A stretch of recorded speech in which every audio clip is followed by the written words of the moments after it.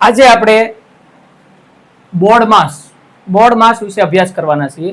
જો માર્ક્સ ની અંદર કયા કયા નિયમ લાગુ પડે જ્યારે તમને કોઈ રકમ આપી હોય, માનો કે તમને એક રકમ આપી છે કે 100 ભાગ્યા 10 પ્લસ 99 ગુણ્યા 2 માઇનસ 100 આવું આપ્યું હોય, તો આનું આપણે કેવી રીતે ગણતરી કરવી? હવે આની અંદર આપણે આ બોર્ડ માર્ક્સ નો ઉપયોગ કરવાનો છે. તો બોર્ડ માર્ક્સ ક્યારે લાગુ પડે કે જ્યારે બ્રેકેટ તમને આપેલો હોય. બી નો મતલબ થાય છે બ્રેકેટ, ઓ નો મતલબ થાય છે ઓફ, ડી નો મતલબ થાય છે ભાગાકાર, એમ નો મતલબ થાય છે ગુણાકાર, એ નો મતલબ થાય છે સરવાળો, એસ નો મતલબ થાય છે બાદબાકી. જો બ્રેકેટ આપ્યું હોય તો બોર્ડ માર્ક્સ નો નિયમ લાગુ પડે, નકર ભાગુસભા, ભાગાકાર, ગુણાકાર, સરવાળો, બાદબાકી. તો સૌપ્રથમ કેનો વહીવટ થાય? ભાગાકારનો. તમારે એક રકમમાં જોવાનું કે જ્યાં ભાગાકાર છે એનો પહેલા વહીવટ કરવાનો. તો આ ભાગ્યા 100 ભાગ્યા 10 એટલે તો કે 0 ઉડી જાય, એટલે કેટલા વધ્યા? 10 વત્તા, હવે આ બે નો પહેલા ગુણાકાર થાય, બરાબર? કે 10 વત્તા 99 નહીં કરી નાખતા, અને પછી બે હારે ગુણશો તો તમારો જવાબ ખોટો આવશે. એટલે પહેલા પ્રથમ ગુણાકારનો વહીવટ કરવાનો. તો 99 ગુણ્યા 2, 9 દુ 18 વધી પડી, 9 દુ 18 ને 1 19, 198 માઇનસ 100. હવે તમે સરવાળો અને બાદબાકીનો વહીવટ કરી શકો. તો આ 98 માં 10 ભેળવીએ એટલે કેટલા થશે? 8 1 10 એટલે 208. એમાંથી કેટલા બાદ કરવાના છે? 100. તમારો રાઈટ આન્સર કેટલો આવ્યો? 108. આ વસ્તુ યાદ રાખવાની છે તમારે કે ભાગાકાર ક્યારે કરવો, ગુણાકાર ક્યારે કરવો, સરવાળો ક્યારે કરવો, બાદબાકી ક્યારે. ભાગુસભાના નિયમ પ્રમાણે પ્રથમ ભાગાકાર થાય, ઈ પછી એનો ગુણાકાર થાય, અને ઈ પછી સરવાળો બાદબાકી કરી શકો. પણ જો તમે ડાયરેક્ટ સરવાળો બાદબાકી કરવા જાવ તો તમારો આન્સર ખોટો પડે, કારણ કે તમે 2 માંથી 100 બાદ કરવા જાવ શક્ય જ નથી. પછી આ બે નો સરવાળો 10 આ પાછા 10 ગુણ્યા 10 વત્તા 99 કરીને 2 વડે ગુણો તો આન્સર તમારો ખોટો આવે. એટલે તમારે પહેલા ભાગુસભાના નિયમ પ્રમાણે કામ કરવાનું. એક્ઝામ્પલ બીજો, હવે આ દાખલો આપણે જોવાનો છે. એની અંદર ભાગુસભાનો નિયમ અહીંયા લાગુ પડશે. ભાગુસભાનો નિયમ લાગુ પડશે એટલે પહેલા તમારે આનો વહીવટ કરવાનો છે. 15 ભાગ્યા 3, 5 તેરી ને 15. આ બે નો હવે સરવાળો એટલે 12. આપણે પહેલા પ્રથમ લાગુ પડાવશું ભાગુસભા, ભાગાકાર, ગુણાકાર, સરવાળો, બાદબાકી. એટલે પહેલા આવે ભાગાકાર, એટલે આમાં ફક્ત ભાગાકાર છે અને સરવાળો છે. એટલે પ્રથમ આપણે શું કરવાનો? ભાગાકાર. તો 880 ભાગ્યા 11, 11 8 88, એટલે આપણો જવાબ આવે 80. એટલે અહીંયા વધ્યા 80 વત્તા 80, 108 દુને 16, 160. હવે આ દાખલાની અંદર તમારે કઈ રીતનું કરવાનું છે? તો સૌપ્રથમ તમારે જે આ આપેલો છે ને નીચેનો ભાગ, એનો વહીવટ અલગથી કરવાનો.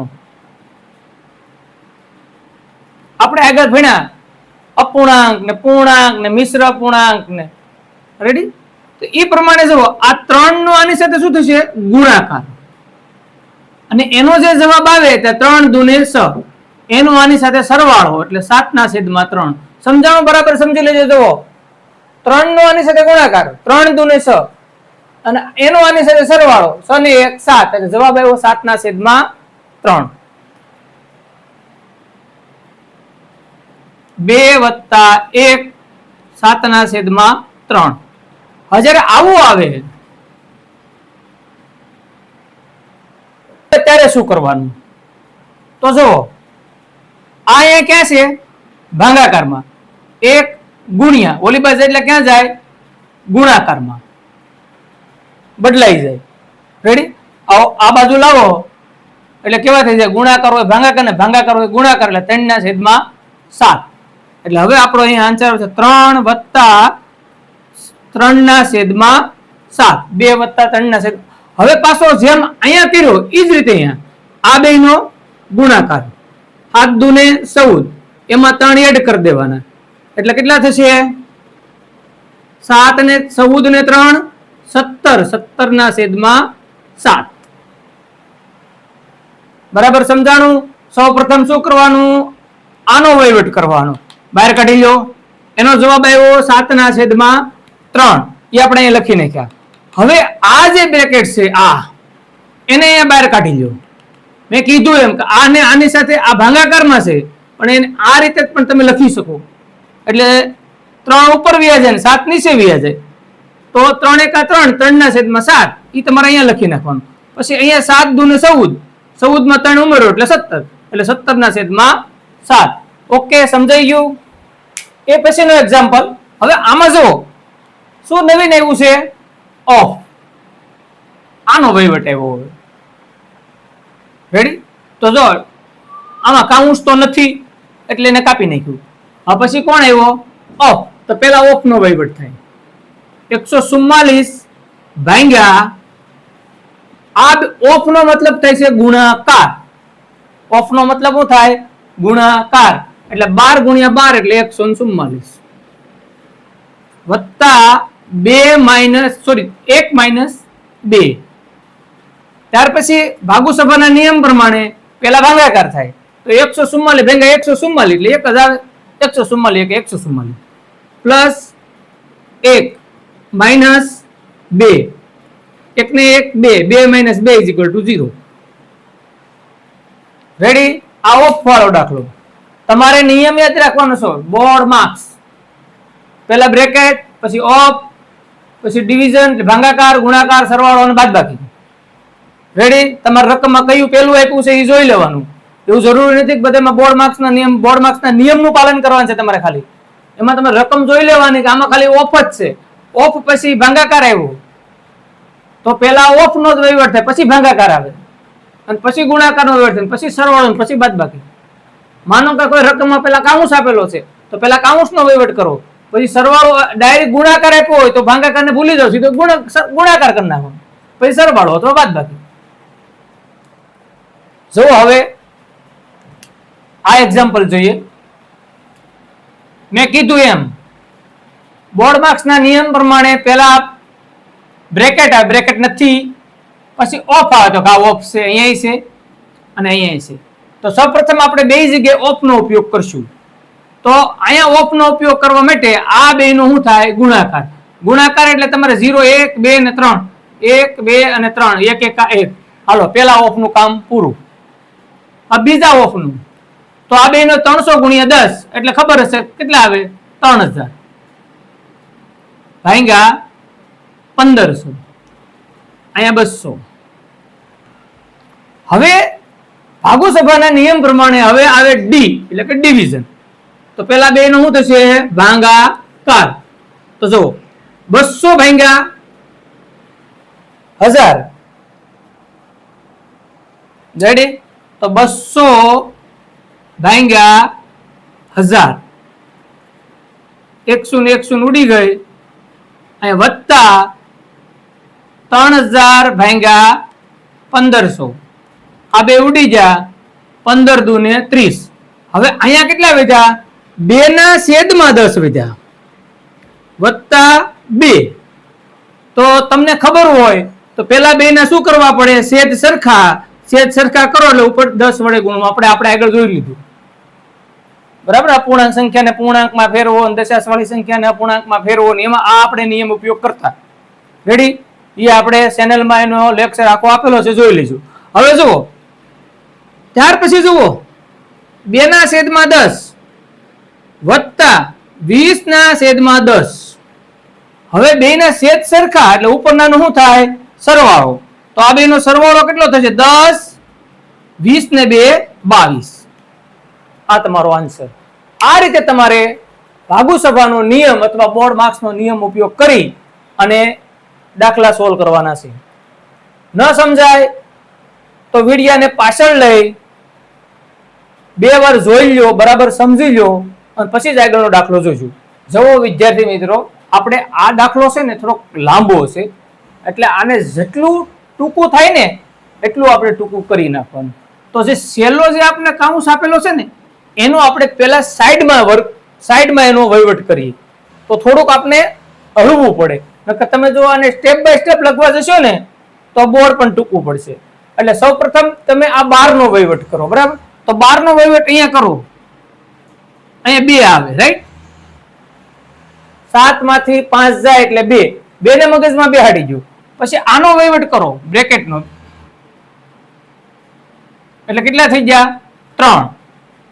જો બરાબર મગજમાં બેહાડી દેજો. પહેલા આપણે 12 નો હંમેશા 12 નો જ વહીવટ કરવાનો. પહેલા 12 નો વહીવટ કર્યો એટલે 2 આવ્યા. પછી આ કાઉન્સ નો વહીવટ કર્યો એટલે 2 ને 1 3 આવ્યા. હવે ત્યાર પછી આપણે આનો વહીવટ કરશું. અહીંયા 2 આવ્યા તો આનો વહીવટ કેટલો થાય? 3. જો બરાબર સમજી લેજો. પહેલા જો બ્રેકેટ નો 12 નો વહીવટ કર્યો એટલે 2 આવ્યા, એટલે એની જગ્યાએ 2 લખી નાખ્યા. ત્યાર પછી 2 + 1 એટલે 3 આવી ગયા. એટલે હવે આટલાનો આન્સર કેટલો થઈ ગયો? 3. ઓકે. ત્યાર પછી હવે અહીંયા આ બધું ભૂલી જવાનું, 3 લખી નાખવાના. એટલે 3 ભાગ્યા 6 ભાગ્યા 3 એટલે જવાબ કેટલો હોય? સોરી 2. એટલે આપણો જવાબ કેટલો આવ્યો? 2. એટલે અહીંથી અહીં સુધીનો વહીવટ કેટલો થઈ ગયો? 2. ઓકે. હજી નો સમજાતું તો ફરીથી સમજાવી દો, લ્યો તમને સાઈડમાં. કારણ કે એટલું બધું જો તમે બોર્ડમાં લખવા જશો ને તો નહીં મેળ ખાય. જો સૌપ્રથમ તમે આનો વહીવટ કરો. અહીંયા કેટલા આવ્યા? 2 + 1 ભાગ્યા 6. હાલો એટલાનો વહીવટ આપણે કરીએ પહેલા. રેડી? હવે એટલાનો વહીવટ કેટલો થશે? તો કે 6 ભાગ્યા 3 એટલે આનો વહીવટ કેટલો છે મિત્રો? 2. હવે આ બધું ભૂલી જાઓ, એની જગ્યાએ 2 ને લખવાના. રેડી? તો જવાબ આપણે આગળ લખીએ.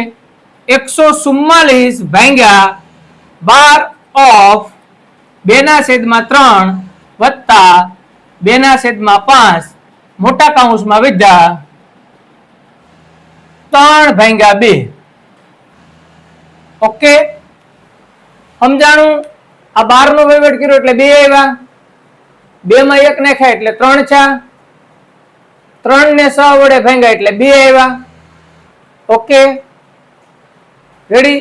અને હવે 3/2. 144 ભાંગ્યા 12 ઓફ 2/3 વત્તા આ શું છે? 3/2. બરાબર? આને આ રીતે લખી શકો ને, 3/2. હવે આનો વહીવટ કરો પેલા.